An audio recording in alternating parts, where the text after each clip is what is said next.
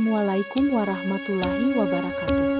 Pemberdayaan MPASI lokal sebagai upaya pencegahan stunting pada masyarakat pesisir di Gampong Pusong Lama, Kecamatan Banda Sakti, Kota Lok, Semawe. Gampong Pusong Lama, sebuah desa pesisir yang kaya akan hasil laut, tengah menghadapi tantangan dan masalah kesehatan, yaitu terdapat anak stunting dan gizi buruk. Ini menjadi alarm bagi pemerintah desa untuk segera mengambil tindakan. Kami sebagai dosen dari Universitas Bumi Persada hadir untuk memberikan penyuluhan. Kami datang dengan misi memberikan edukasi tentang upaya pencegahan stunting melalui MPASI berbahan lokal. Saat kami tiba di balai desa, sudah dipenuhi oleh masyarakat yang antusias, ibu-ibu muda, bapak-bapak, bahkan para remaja turut juga berhadir. Semangat untuk belajar dan mengubah nasib anak-anak desa terpancar dari wajah mereka. Penyuluhan dimulai dengan penjelasan tentang bahayanya stunting dan pentingnya gizi yang seimbang. Para dosen kemudian memperkenalkan konsep MPASI berbahan lokal. Mereka mendemonstrasikan cara membuat MPASI berbahan ikan yang kaya nutrisi, memanfaatkan ikan segar yang melimpah di desa ini.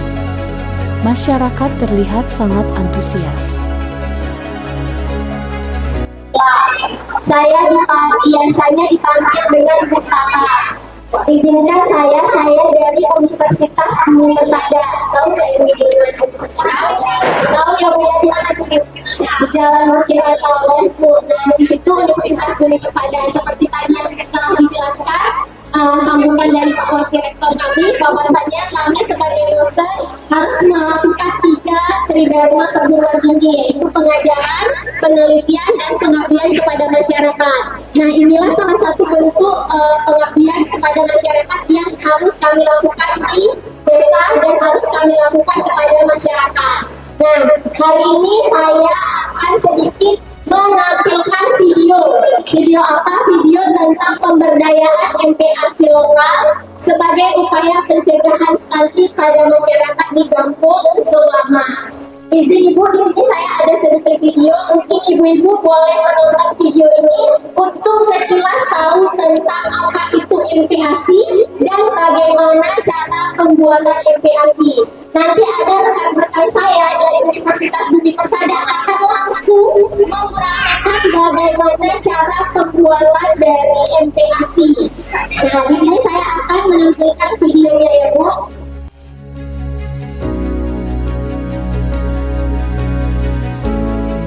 Kami juga memberikan tips praktis tentang cara menyimpan dan menyajikan MPASI yang aman dan higienis.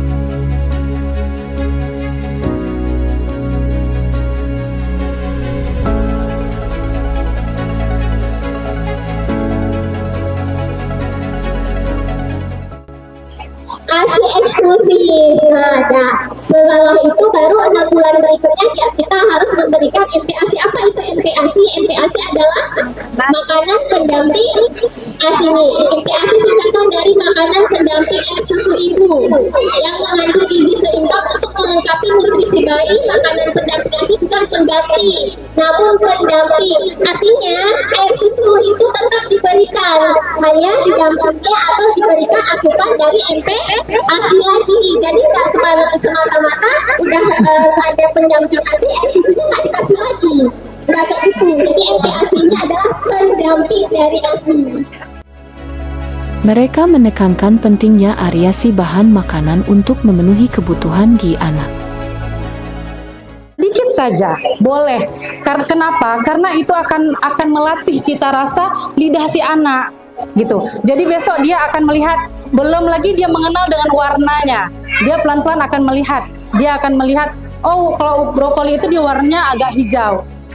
Pasti rasanya mungkin agak pahit. Besok ketika kita menyediakan buah atau misalnya kayak buah pir gitu ya dalam bentuk jus, ketika dia merasa mungkin itu agak enak, jadi akan itu saja.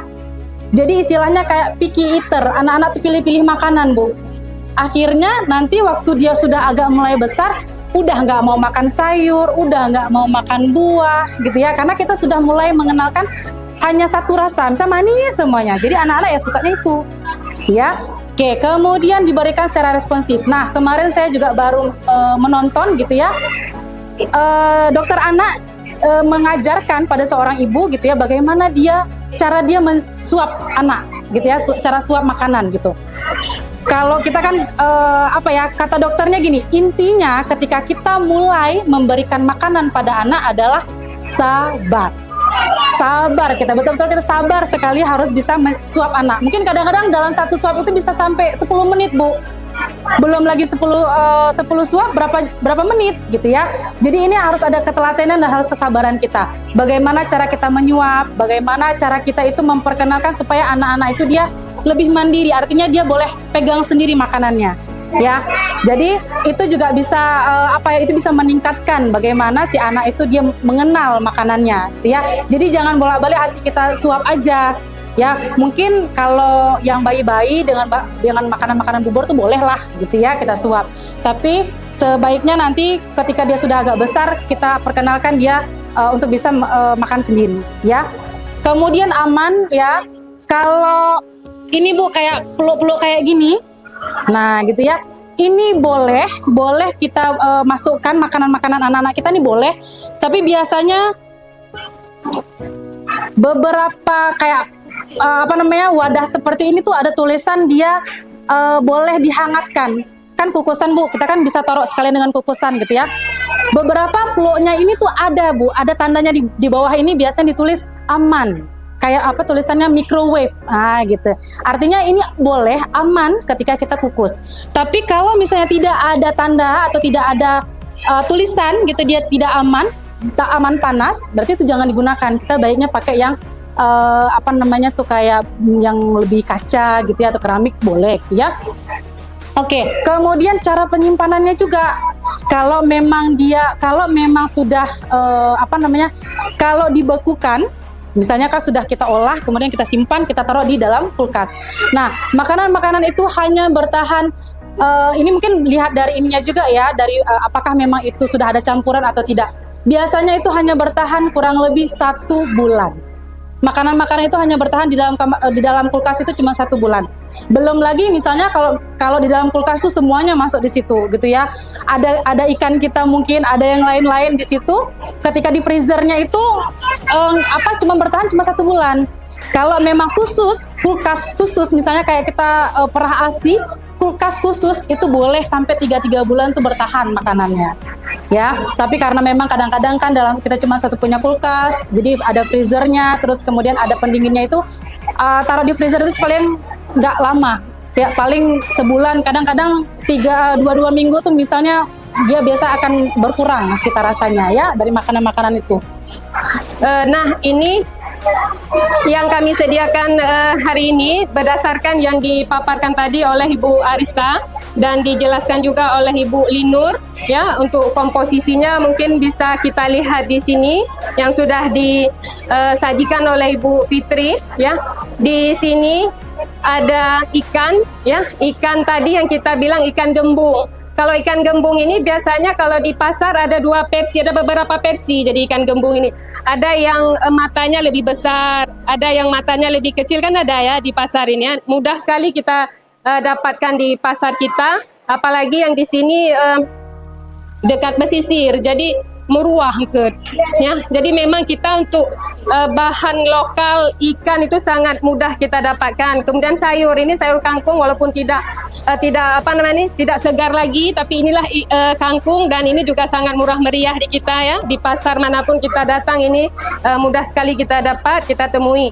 Nah, ini wortel, ini segar ini ya. Ini juga wortel banyak di pasar kita dan murah sesuai dengan ekonomi kita. Nah, ini tomat ya. Tomat pasti udah tahu semua ya. Tomat. Nah, ini jagung ini. Ini jagung madu ya. Jagung madu yang nantinya bisa kita praktekkan di sini, kita serut.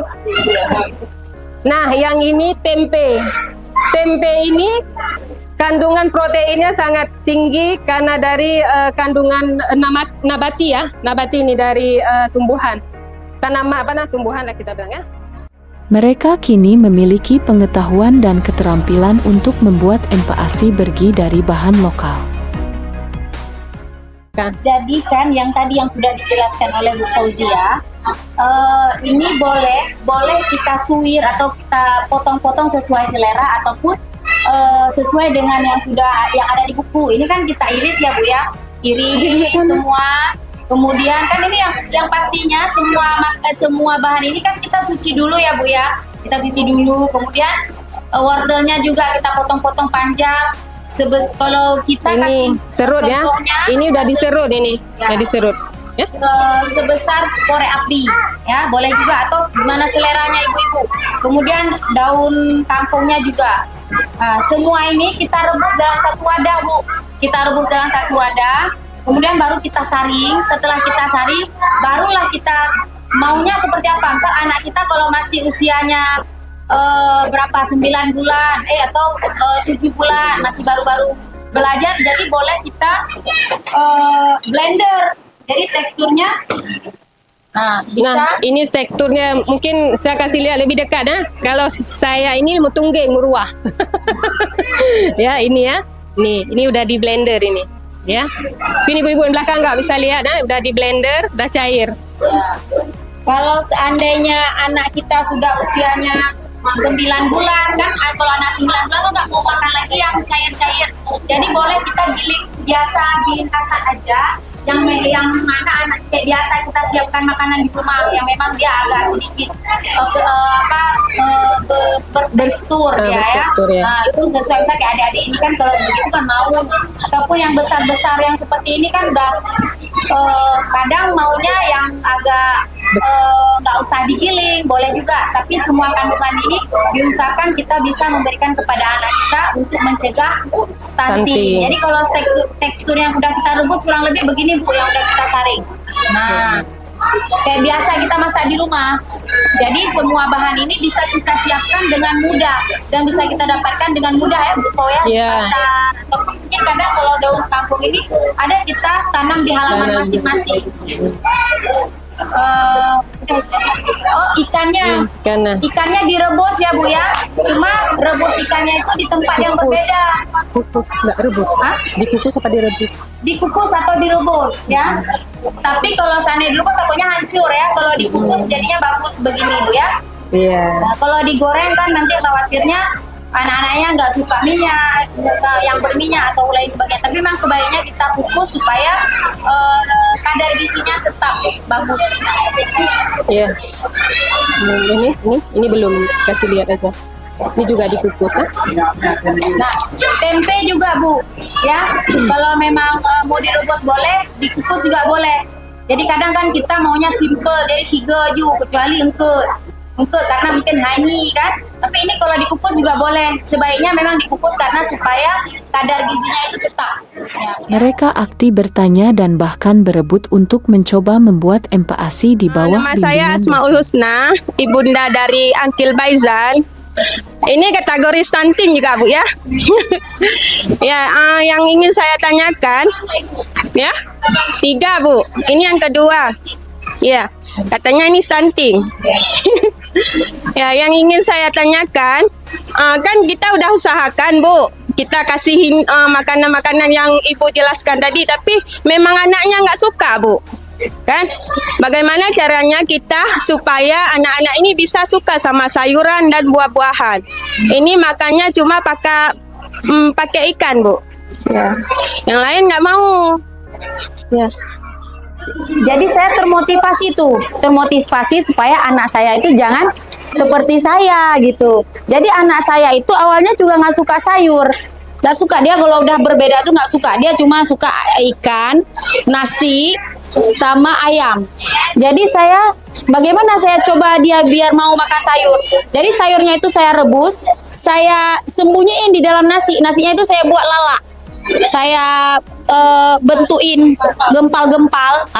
Jadi waktu gempal-gempal kayak gitu, sayurnya kan kita potong-potong tuh. Jadi dia jangan panjang, sayurnya itu jangan panjang. Kalau panjang dia akan terasa di mulutnya. Jadi saya potong-potong kecil supaya dia menyatu dengan nasi, Bu. Jadi dia makan. Jadi makannya itu karena udah kita gempal-gempal, dia mau makan. Di situ juga ada ikan. Jadi begitu dia mau makan. Dan alhamdulillah sekarang masih seperti saya masih proses belajar juga, Bu. Karena emang anak saya nggak suka sayur.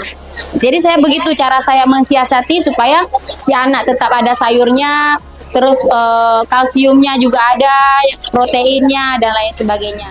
Jadi mungkin kreativitas kreativitas ibu menjadi salah satu usaha yang nantinya bisa dilakukan karena anak ini kan manusia unik gitu ya. Dia itu mau sesuatu itu yang menarik. Mungkin kreativitas si ibu ini kadang-kadang dipengaruhi oleh mood-moodan juga ibu ini. Jadi kalau misalnya moodnya lagi bagus, ibu-ibu ini lagi ingin cari ini.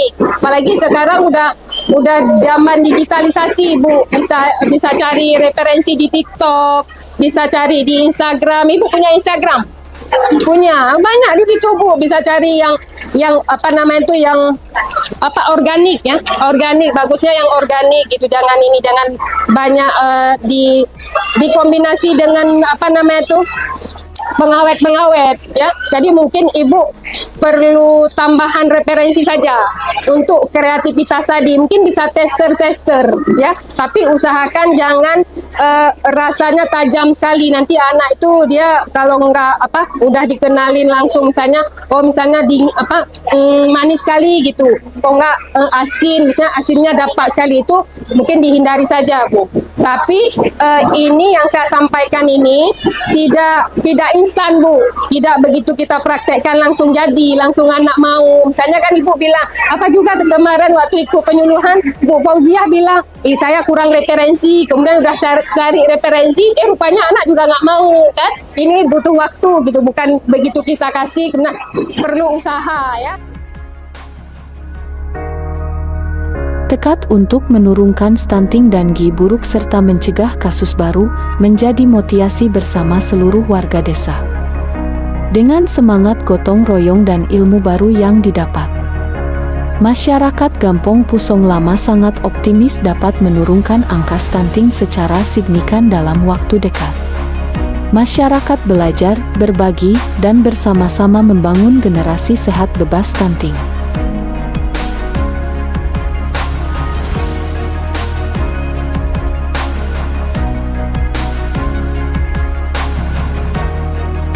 Dosen Universitas Bumi Persada juga memberikan buku pintar MPASI dan poster pencegahan stunting melalui MPASI berbahan pangan lokal kepada masyarakat Pusong Lama. Sebagai bahan agar masyarakat dapat mempraktikkan cara pembuatan MPASI melalui buku pintar yang sudah dibagikan dan terus mengingat pembuatan MPASI berbahan pangan lokal melalui poster. MPASI. Yes. Pusong Lama.